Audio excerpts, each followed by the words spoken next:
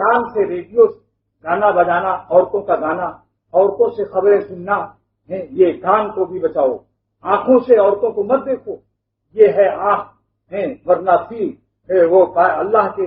یاد میں آپ ختم نہیں رہے، فی ختم ہو گیا، پھر ذکر نہیں، چین ختم ہو جائے۔ جب کوئی شربت آتی ہے، آپ گلاس میں صاف پانی کیوں مانگتے ہیں؟ تھوڑا سا مٹی بھی پی لو نا، ایک گلاس پانی یہاں سے لو، یہ جو ہمارا کولر ہے، لیکن نیچے کچھ مٹی آ گئی، ایک انگل مٹی آ گئی،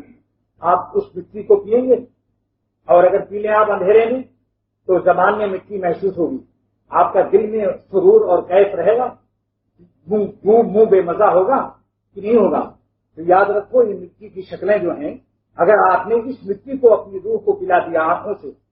اور باتیں سن لی کانوں سے، اور کہیں زبان سے چکھ لیا تو اور بھی، تو یاد رکھو روحانیت آپ کی ختم ہو جائے گی، آپ کے دل کا چین، روح کا سکون چھن جائے گا۔ جن لوگوں کو اللہ تعالیٰ اللہ اللہ کرنے کی توفیق دیتے ہیں اور اللہ والوں کی صحبت اٹھانے کی توفیق دیتے ہیں، انہیں پتہ چل جاتا ہے۔ گیرج میں وہ لڑکا جو موٹر صاف کرتا ہے، اس میں اگر روشنائی لگا دو اس کی پتلون میں، جس میں موبائل اور ڈیزل اور پیٹرول لگا ہوا ہے، اس کو روشنائی اس میں پوری گرا دو، اس کو نہیں پتہ چلے گا، لیکن سفید کرتے پر اگر روشنائی گرا دو تو پتہ چلتا ہے۔ تو جو لوگ گناہ سے بچتے ہیں، اللہ اللہ کرتے ہیں، انہیں فوراً پتہ چل جاتا ہے۔ اگر آنکھوں سے کسی عورت کو دیکھ لیا تو دل بے کیف ہو جاتا ہے، مٹی آ جاتی ہے، روح کا سکون ختم ہو جاتا ہے، مٹی آئی اور روح کا سکون ختم، روحانیت اس کی متاثر ہو جاتی۔ اسی لیے مولانا اسد اللہ صاحب رحمۃ اللہ علیہ فرمایا کرتے تھے، یہ کون ہے؟ میرے شیخ مولانا الحق صاحب کے استاد ہیں، حضرت خانوی رحمۃ اللہ علیہ کے خلیفہ ہیں، نظائر العلوم میں محدث تھے،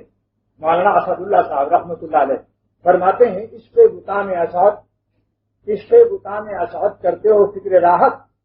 حسینوں کے عشق میں تم راحت تلاش کر رہے ہو، عشق بتا میں اشعت کرتے ہو فکر راحت، دوزخ میں ڈھونڈتے ہو جنت کی خوابگاہیں۔ سبحان اللہ، دوزخ میں کوئی جنت کی خوابگاہ آرام گاہ تلاش کرتا ہے، اس سے بڑھ کر کوئی گدھا بیوقوف ہے؟ اور پھر ایسی شکلیں جن کو ہم نے آج سے 20 سال پہلے دیکھا تھا، آج ان کی شکلوں کو دیکھ رہا ہوں، دانت ٹوٹے ہوئے، گال پچکے ہوئے۔ اسی لیے میں کہتا ہوں شکلوں سے دل مت لگاؤ، ورنہ تمہارا جو تاریخ بدل جائے گی۔